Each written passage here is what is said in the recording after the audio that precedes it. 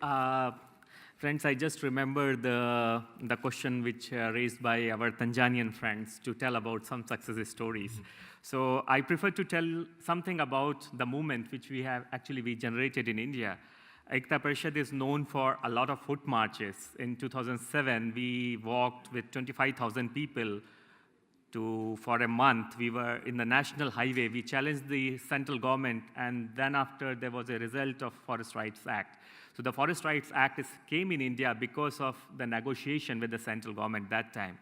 Similarly, in 2012, we had a march of 100,000 people when we walked in the same patch in the national highway to reach to Delhi, but in between there was a negotiation, and that's how this Housing Land Rights Act and the National Land Reforms Policy came into the place.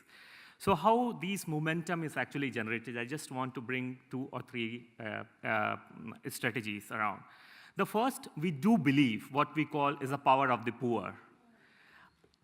Poor people have a very different capacities. They have a very different power. We have, this is our responsibility to being a social movement, to understand the potential of their power. And perhaps I quote the Gandhi, which said a very interesting thing. Some laws are not meant to be obeyed, because we are discussing constantly here about the negative law or the negative policy or the negative frameworks. And he given a very interesting thought during the freedom struggle that some laws are not meant to be obeyed. So if law is not protect your rights, you have right to disobey the law. We have a series of those actions. The land occupancy movement in India, it's a very clear example how a large number of homeless and landless poor, they came, they occupy the land, and they grab, and finally they win. We have a series of successful stories how this indigenous people movement, they challenge the big mining corporations like Vedanta and Sterlite Group in the Supreme Court of India, and finally we won, because this was a fight for truth.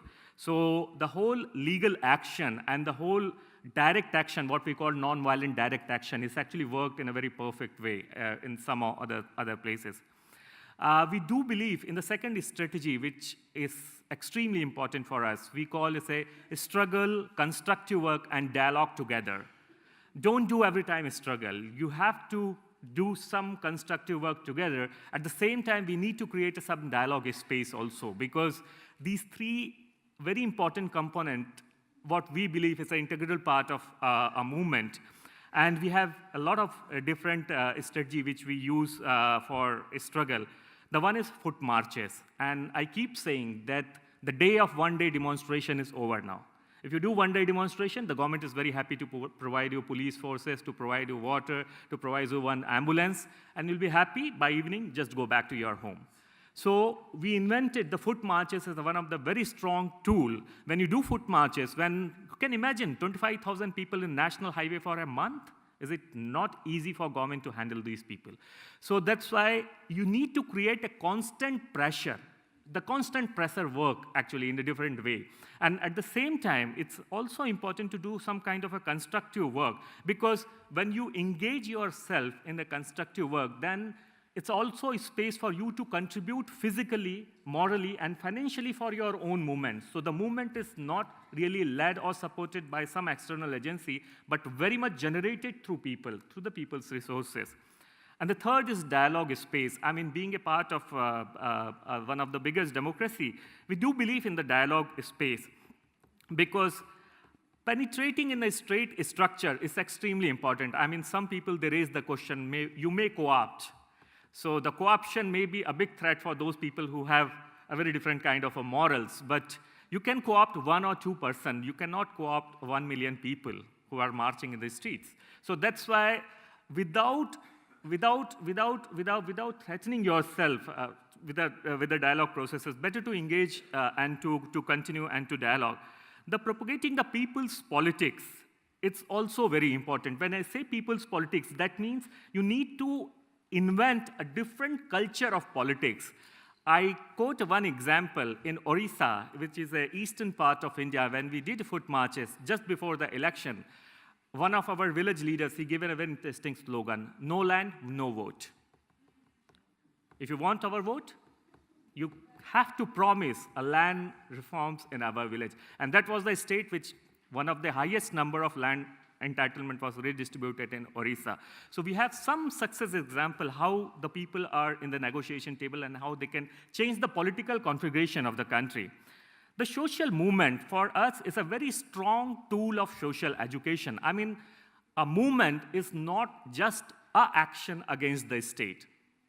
You have to understand the big potential of the social movement as a tool of a social education.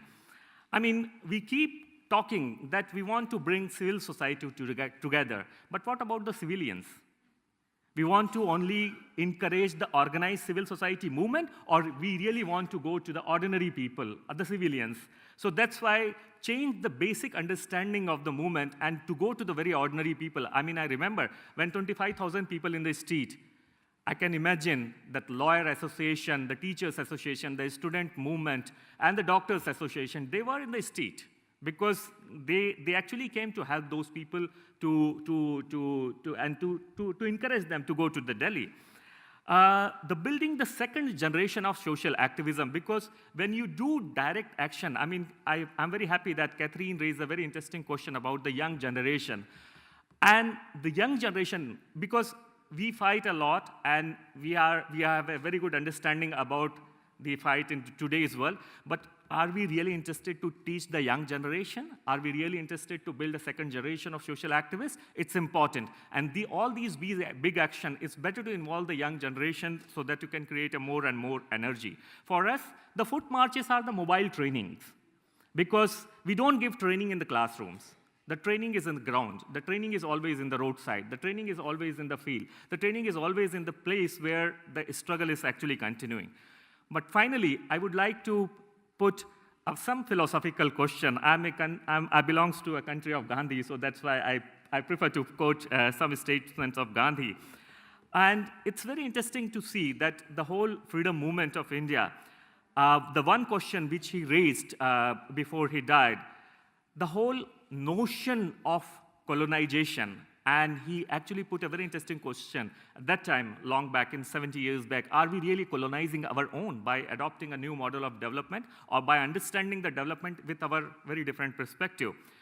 If you see the very interesting research, the World Watch Resource Institute, the resource consumption index, which they actually talked about, it's a very interesting tool to understand the gap, the poverty gap, and to configure your movement, not at the local level, but at the global context also. The land footprint, as I said in my earlier presentation, I mean, the big corporations and the companies and the nations are actually outsourcing their environmental degradation to the global south. And we have a very interesting case study how the whole biofuel and agrofuel movement was completely, I mean, in a big way, we challenged the whole biofuel and agrofuel industries in India. We got a tremendous amount of success in the central part of India. If you really want to see, please welcome to come and to see this movement. The urbanization is a big question, and the whole understanding of econometric of economic. See, the whole notion of job and employment, it's a new challenge for us because we don't believe that the self-employment is a much more dignified way of employment.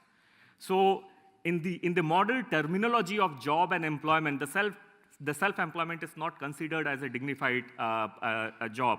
So that's why these are all the questions.